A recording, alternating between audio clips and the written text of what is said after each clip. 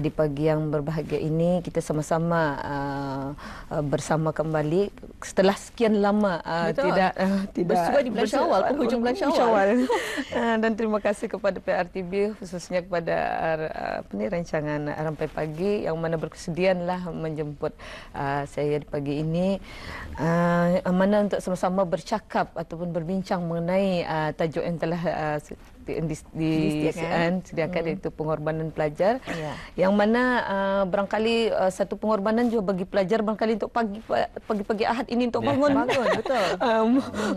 Sebagai satu cabaran memulakan masa, yang mana kalau biasanya bangun pagi awal untuk sekolah dan ini mungkin untuk berehat, dengan cabaran cuaca yang sejuk lebih mencabar lagi, jadi perlukan pada pengorbanan.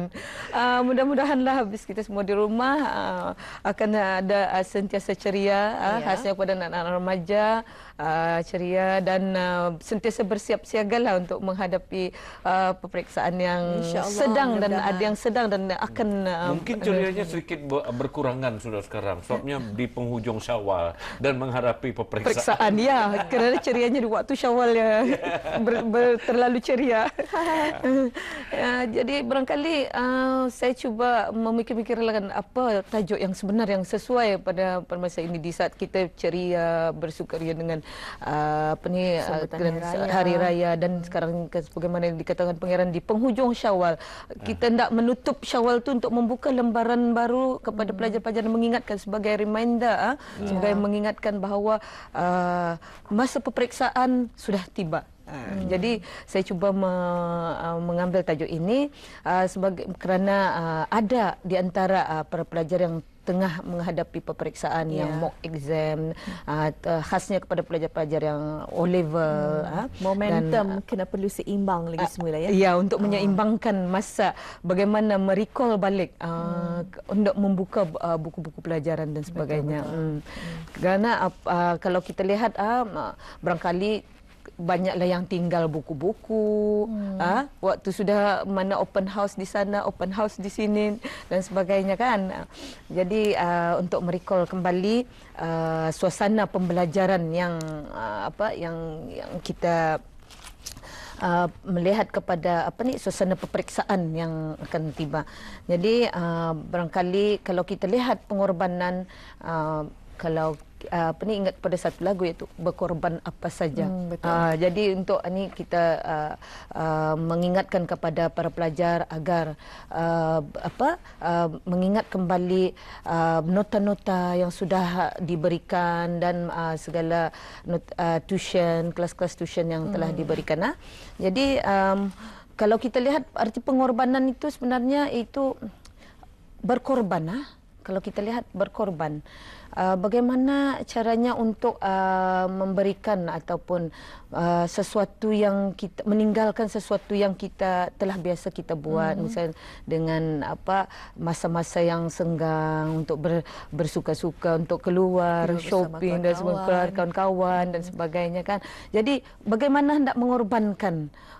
Jadi itu yang saya maksudkan dengan pengorbanan tersebut, khasnya kepada pelajar lah. Kalau kita bercerita tentang arti pengorbanan yang lebih lagi, mungkin banyak lagi yang harus kita bincangkan mengenai pengorbanan ini. Bagaimana pengorbanan ayah kepada anaknya, pengorbanan ibu kepada anaknya dan sebagainya, dan khususnya kepada guru-guru, bagaimana guru-guru berkorban kepada pelajar. Dan hari ini bagaimana pengorbanan pelajar itu sendiri untuk menghadapi masa-masa yang peperiksaan yang akan tiba ini. Jadi misalnya kalau kita lihat selalunya pengorbanan ini sesuatu yang kita tinggalkan, ada sesuatu yang kita sukai misalnya, yang sering dilakukan hampir setiap hari yang mungkin sering, jadi kita harus berkorban masa kita untuk bersedia untuk buat persediaan. Misalnya kalau kita lihat seperti ibadah korban, dalam ibadah korban, kalau kita lihat apa yang dikorbankan itu adalah sesuatu yang disayangi, anak kan.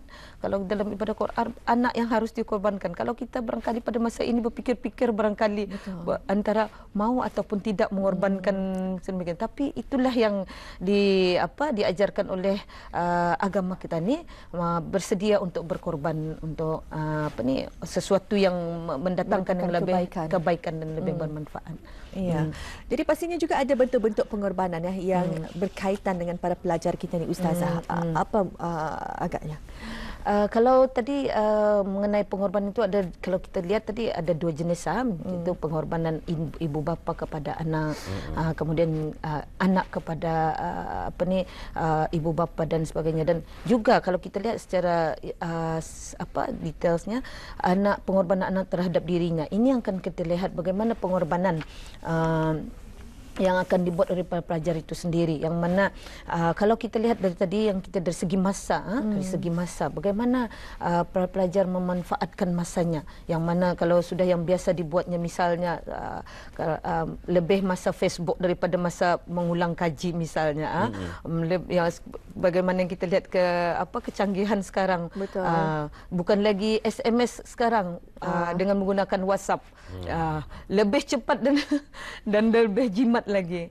Jadi hubungan komunikasi lebih masa tu memenuhi masa para pelajar itu untuk kalau sekiranya tidaklah saya mengatakan untuk tidak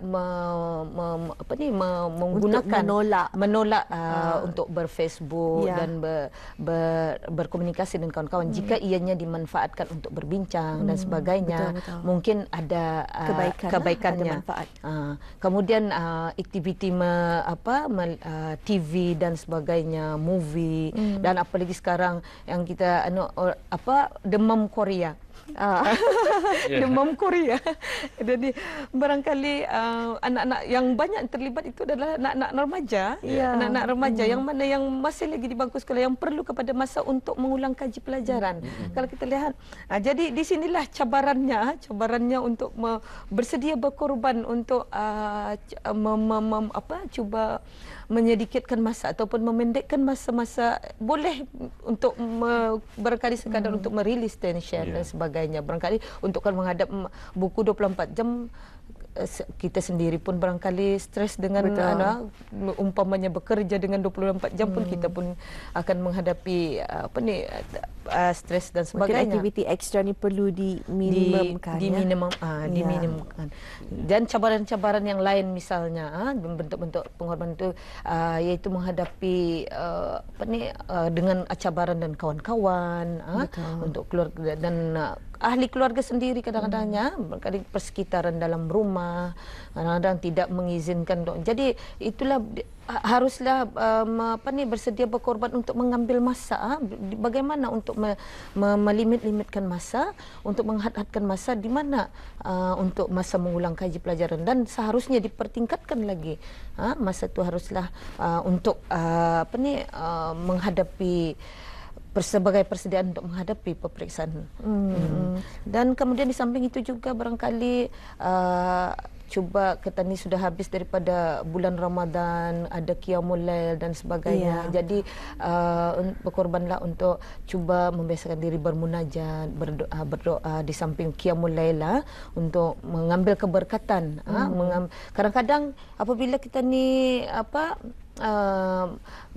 melebihkan ibadat itu akan menghasilkan suatu pemikiran minda yang terbuka untuk lebih senang untuk memahami pelajaran dan sebagainya. Jadi barangkali mungkin suatu yang barangkali para pelajar, mungkin remaja, mungkin harus mengaplikasikannya dalam dirinya, membiasakan sesuatu itu. Bukan hanya setakat pengisian mental, tapi pengisian rohani. Rohani. Agar lebih kita kan persiapan lebih terbuka minda itu, lebih macam hati, lebih untuk kan bersedia belajar, persediaan dari segi kemantapan rohani untuk menghadapi selain daripada peperiksaan tadi kan, untuk sebagai persiapan mengulang kaji. Betul-betul. Usaha-usaha yang dikendalikan dalam bentuk usaha-usaha mengulang kaji, doa menjadi senjata untuk selain daripada doa ibu bapa, jadi para pelajar remaja pun harus bersedialah untuk sembahyang hajat dan sembahyang malam, kalau bangun sebelum mengulang kaji sembahyang hajat 2 rakaat dan sebagainya. Mungkin Tujuan pengorbanan.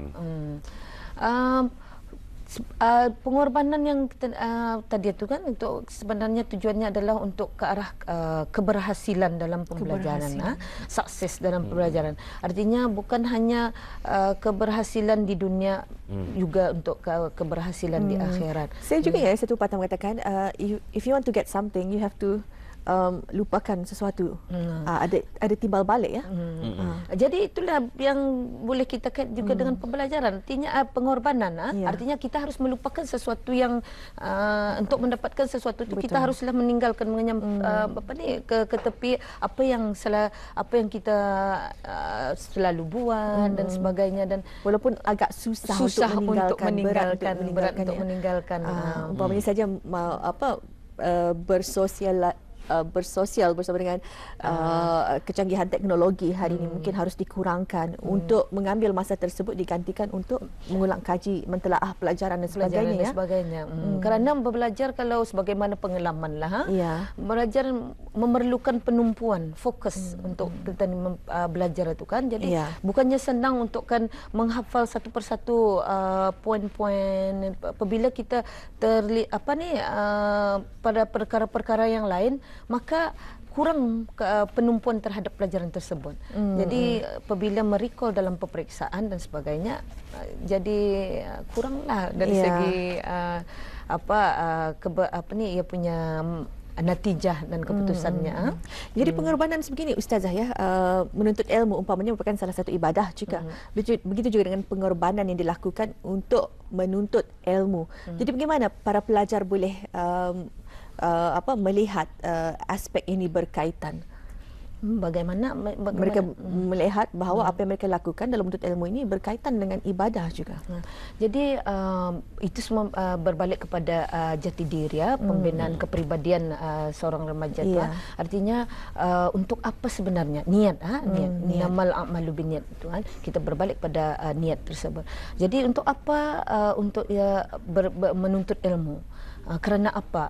Bukan hanya dan harus ibu bapa harus juga menekankan bahawa di samping untuk keduniaan itu haruslah ditekankan untuk matlamat ukhrawi, akhirat. Bagaimana kalau jika menuntut ilmu itu hanya saja-saja untuk jadi ilmunya pun hanya saja-saja saja, tidak akan melekat hingga ke umur sekarang ini kan. Tapi apabila kita menghayati, memahami dengan bukan hanya dengan kertas saja, tetapi kalau saya ingat satu ilmu laisa fis sudur, laisa fis sutur. Artinya ilmu itu di dada, di hati. Bukannya hanya di kertas saja. Jadi itulah ilmu niat itu pentingnya niat itu. Kerana apabila ianya tidak disertakan niat, jadi sia-sia. Misalnya kita ke sekolah misalnya kerana apa? Lillahi taala, untuk mendapatkan ilmu yang berkah dan sebagainya. Destinasi pelajar memang untuk menuju kejayaan. Tidak kita ragukan lagi, tetapi pengorbanan ini kita rasakan kalau untuk menuju kejayaan memang memerlukan pengorbanan yang banyak. Namun pelajar-pelajar ini penghayatannya terhadap pengorbanan itu, karena tambah lagi sekarang sudah masa semakin singkat untuk menghadapi peperiksaan. Apa pendekatan yang paling berkesan sekali ke arah melaksanakan? Apa yang pendekatan yang lebih berkesan yang saya rasakan ialah usaha. Usaha yang berlipat ganda. Rasanya yang tiada lain yang lebih mustahak daripada usaha. Sebab kita tidak akan mendapat sesuatu yang secara automatik, secara sekelip mata terus dapat jika tidak berusaha. Kalau kita tidak menghasilkan sesuatu, pilihnya kita tidak akan dapat berjaya jika tidak membaca buku. Umpamanya, jadi sesuatu yang yang kata pangeran tadi, untuk mendapatkan Cara yang paling berkesan. cara yang paling berkesan di samping usaha, mesti kita berdoa dan sebagaimana yang saya katakan tadi, bermunajat, berdoa di samping usaha untuk lebih berkesan lagi kan. Jadi dan satu jua haruslah mendapat keredaan daripada ibu bapa. Mohon doa daripada restu daripada ibu bapa. Itu adalah suatu yang lebih berkesan lagi. Ya. Ada yang masih berusaha, terus berusaha tapi belum nampak hasil, Ustazah. Bagaimana?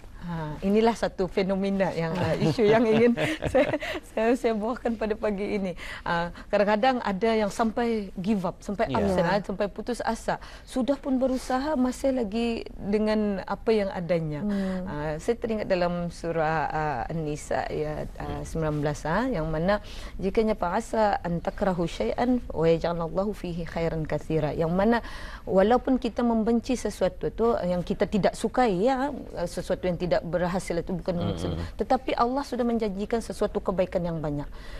Kadang-kadang ini berbalik kepada takdir ataupun ketentuan Allah itu sendiri. Barangkali inilah sudah kita berusaha berkali-kali mencari, bertuition sudah, belajar di sekolah bersama rakan-rakan sudah, tapi masih juga belum mendapatkan mungkin keputusan yang paling cemerlang dan sebagainya yang lebih baik lagi. Mungkin barangkali lah misalnya ada orang dia tidak begitu menyerlah di bidang akademik, tetapi ia menyerlah di bidang kemahiran. Misalnya ia tidak mendapat keputusan yang baik dalam akademiknya. Mungkin ia akan mengambil jurusan misalnya memasak, memasak, dan akan menjadi sesuatu seorang tukang masak yang chef yang berjaya, yang misalnya. Dan kadang-kadang di sanalah walaupun sesuatu yang usaha yang diusahakan itu tidak dapat dicapai, tetapi mungkin dia ada sesuatu yang lain. Itulah yang dimaksudkan oleh Allah, ada sesuatu kebaikan yang lebih baik walaupun ia sendiri tidak menyukainya. Mungkin ada sesuatu yang lebih baik lagi. Betul, ada sesuatu yang lebih baik yang mungkin tidak nampak di depan mata kita hari ini. Betul ya Ustaz saya. Sebenarnya satu topik yang begitu menarik sekali, namun masa mencemburui kita, Ustazah. InsyaAllah lain kesempatan kita akan bersua lagi. Terima kasihnya banyak kerana sudi berkongsi ilmu dalam segmen kaunseling pelajar kita pada pagi ini, Ustazah. Terima kasih ya. Okey, sama-sama.